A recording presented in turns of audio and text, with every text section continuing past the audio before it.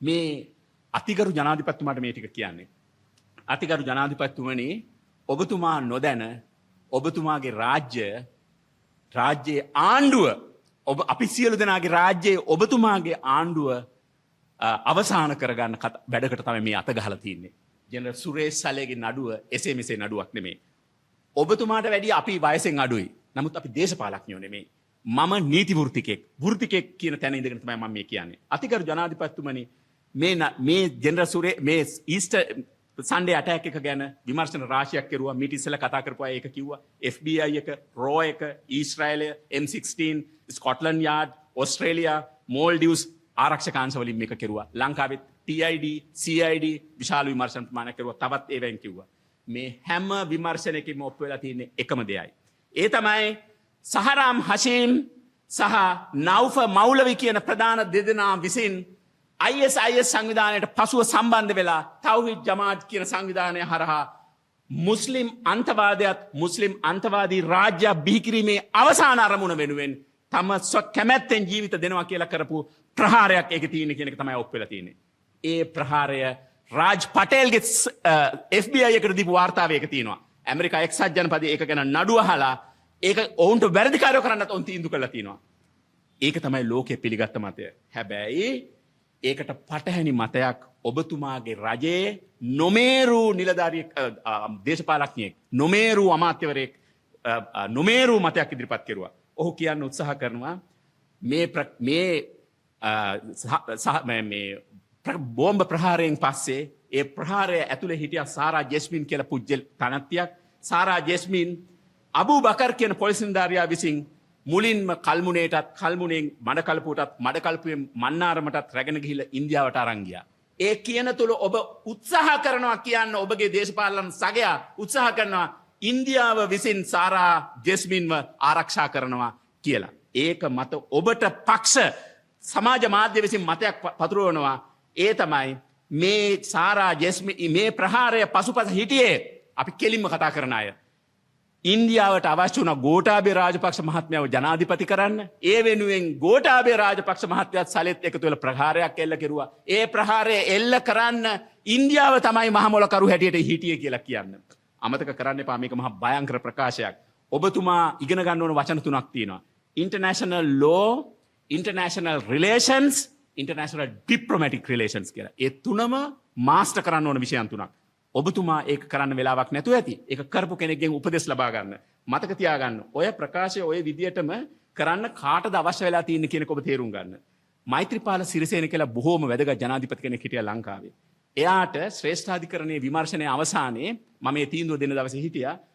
උතුම් වූ අගවිනිසුරු හිටපු ජයන්ත ජයසූරිය උතුමාණන් සමග සත්පුජ්‍යල විමර්ශනය අධිකරණ මණ්ඩලයක් විමර්ශනයේ අවසානයේ මිලියන 100ක් මෛත්‍රීපාල ජනාධිපතිවරයාට ගෙවන්න කිව්වා. ඔබ තමයි මේකට වගකිව යුතු කියලා. මේක අහන් ඉඳපු ඔළුව කැරකිච්ච ජනාධිපති මෛත්‍රීපාල සිරිසේන එළියට ඇවිල්ලා ඊට සති ගානකට පස්සේ කිව්වා මේ මහමොලකරු මම දන්නවා මහමොලකරු අසල්වාසී රාජ්‍යයක එක්කෙනෙක් කියලා. රාජ්‍ය නායකයෙකුට එහෙම කරන්න බෑ අතිගරු ජනාධිපති තුමනි. ඊට පස්සේ ඔහු CID එකට කැඳෙව්වාම ඔහු කිව්වා නෑ නෑ මං මේ කවුරු හරි කියපු එකක් ඇහිච්ච දෙයක් කිව්වේ කියලා. ඔබ දන්නවද ඒක මොකද්ද ඒකේ බරපතලකම කියලා? government to government අන්‍යෝන්‍ය ගරු කිරීමේ ක්‍රමවේදය ඔබතුමා ඉගෙන ගන්න. ඒක කියපු මෛත්‍රීපාල සිරිසේන මහත්තයාට තමන්ගේ සෙකන්ඩ් ටර්ම් එකට එන්න බැරි වුණා විතරක් නෙමෙයි. සෙකන්ඩ් ටර්ම් එකට නොමිනේෂන් දෙන්නවත් නැතුව දේශපාලනට ආයිබුවන් කියලා ගෙදර යන්න සිද්ධ වුණා. ඒ තරම් භයංකරයි. හේතු විරහිතව රාජ්‍යයක් තව රාජ්‍යයකට, රාජ්‍ය නායකයෙක් තව රාජ්‍ය නායකයෙකුට, රාජ්‍යයේ තනතුරු හොබවන්නෙක් තවත් රාජ්‍යයකට කියන්නේ නැහැ. හැබැයි දැන් මේ ඔබේ රජයේත් අර නොමේරු ප්‍රකාශ කරපු ඇමතුමා ඉන්නවනේ. ඒක කියන්න අවශ්‍යතාවය තියෙන්නේ කාටද කියලා පොඩ්ඩක් බලා ගන්න. කාටද ඒ අවශ්‍යතාවය තියෙන්නේ කියලා. ඒක කියවන්න නම් මම ඔබතුමාට ලංකාවේ දේශපාලන ඉතිහාසය පොඩ්ඩක් මතක කරලා දෙනවා. 1956 භාෂා පනත ගෙනාවා. ඒ භාෂා පනතෙන් කෙරුවේ ශ්‍රී ලාංකීය ජාතියේ සිංහල සහ දෙමළ මිනිසුන්ට තම භාෂාවෙන් වැඩ කළා ඉහළට එන්න. ජාතික රාජ්‍යයක් උඩට එනකොට තම භාෂාවෙන් වැඩ කරන්න පුළුවන් නම් විශාල වශයෙන් ඉහළට එන්න හැකියාවක් වෙනවා. ඒ ස්වභාෂා පනත ගේන වෙලාවේ ඒකට විරුද්ධව හිටපු බලවේගය කවුද කියලා පොඩ්ඩක් අඳුර ගන්න. 1970 අතිගරු සිරිමාවෝ බණ්ඩාරනායක මැතිණිය රජයට පාසල් පවර ගත්තා. රජයට පාසල් පවරගෙන ලංකාවේ සියලුම පුරවැසියන්ගේ දරුවන්ට උගන්වන්න කටයුතු කෙරුවා. ඒ වෙලාවේ ඒකට විරුද්ධව හිටපු බලවේගය කවුද කියලා හොඳින් හොයාගන්න. 2009 ශ්‍රී ලංකාව යුද්ධයට යටපත් වෙලා තීද්දි ත්‍රස්තවාදයෙන් මේ රට බේරා ගැනීම සඳහා අතිගරු ජනාධිපති මහින්ද රාජපක්ෂ මැතිතුමා ගෝඨාභය රාජපක්ෂ මැතිතුමා ජෙනරල් ෆොන්සේකා ඇතුළු විශාල කණ්ඩායමක් එකතු වෙලා යුද්ධයට විරුද්ධව LTTට විරුද්ධව විශාල ක්‍රියාමාර්ගයක් ගත්තා. ඒ වෙලාවේ යුද්ධයට විරුද්ධව LTT පිටුපස හිටපු බලවේගය කවුද කියලා හොඳින් කියවා බලා ගන්න. 2022 දී ලංකාවේ රාජ්‍යත්වයට පත්වෙච්ච ජනාධිපතිවරයා හැටියට ගෝඨාභය රාජපක්ෂ මහත්මයා කිව්වා මම සිංහල බෞද්ධ පදනම මත ජාතිකත්ව රාජ්‍ය ඔසවා තබනවා කියලා. ඒ විදිහට තමයි ඩොනල්ඩ් ට්‍රම්ප් ඇමරිකාවේදී ග්‍රේට් ඇමරිකා කරන්නේ. සෙන්ෂුවා ආබේ ජපානයේදී කෙරුවේ. නරේන්ද්‍ර මෝදි ඉන්දියාවේදී කරන්නේ. ෂයිනින් ඉන්දියා කියලා.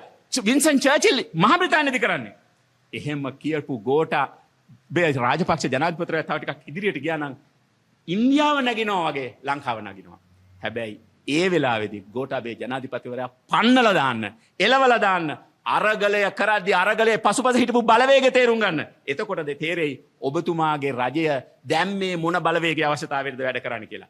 ඒකට අතිශය වැදගත් වෙන්නේ සභානායකතුමා. ඔබතුමාගේ සභානායකතුමා පාර්ලිමේන්තුවේ හැන්සාඩ් එක අරන් බලන්න කියනවා මේ ඉන්න ශානි අබේසේකර මහත්තයයි මේ ඉන්න රවි සෙනවිරත්න මහත්තයයි පත් කෙරුවේ කාගේ අවශ්‍යතාවයටද කියලා. එතකොට තේරෙයි කාගේ අවශ්‍යතාවයටද මේක කරන්න කියලා. ඒ අනුව අපි කියනවා ලංකාවේ ජාතික අභිලාෂත් දියුණු රටක් බවට ලංකාවත් ගෙන යන්න යන ගමනේදී ඒකට කැමති නැති යම් කිසි බලවේගයක් සිටිනවා නම් ඒ වෙලාවේ ඉස්සෙල්ලම කරන්නේ ඔබේ රජයත් ඉන්දියාවත් අතර බරපතල ගැටලුවක් ඇති කරන එක. ඉන්දියාව සමග ඔබ දිවුසුම් 7ක් ගහලා වෙන කිසිදාක නොතිබුණු තරම් ප්‍රබල සම්බන්ධතාවයක් අතිගරු ජනාධිපතිතුමනි ඔබ ඉන්දියාවත් එක්ක ඇති කරගත්තා. හැබැයි ඒ ඇති කරගත්ත සම්බන්ධතාවය ඉතා අත්‍යාසන්නයටම දැන් ඇවිල්ලා තිනවා අවසාන වෙන්න. මම ඔබට කියනවා මේ විදියට ඔබ සමග මිතුරු බලවේගයක් හැටියට ඉඳගෙන ඔබ 159ක විශාල පීපල්ස් මැන්ඩේට් එකක් අරගෙන රාජ්‍ය ඉදිරියට කරගෙන යද්දී ඒ රාජ්‍ය බිමට වට්ටන්න ඔබ සමග සිටින මිතුරු බලවේගය මේ ප්‍රහාරයේ ඉන්වෙස්ටිගේෂන් එක පාවිච්චි කරනවා. ඇමරිකා එක්සත් ජනපදය, මහා බ්‍රිතාන්‍ය, ඉන්දියාව, ඊශ්‍රායලය, ඕස්ට්‍රේලියාව මේ සියලුම රටවල් කියද්දී ඊස්ටර් සන්ඩේ ඇටැක් එක කෙරුවේ මේ අන්තවාදී මුස්ලිම් සංවිධානයක් කියලා නෑ. ඒක කළේ අපේ අසල්වැසි රටක් කියන කතාව මතු කළා. ඔබත් ඉන්දියාවත් අතර සම්බන්ධය සම්පූර්ණයෙන් ඉවර කරනවා. ඒ අනුව මම ඔබට කියනවා අතිගරු ජනාධිපතිතුමනි ඔබ මේ කරන ක්‍රියාව හරහා ඔබේ රාජ්‍යය මේ ඔබේ ආණ්ඩුවේ අවසානය පිළිබඳ දිනය නිර්ණය කළ අවසානයි කියලා. බොහොම කනගාටුයි ඒක ගැන.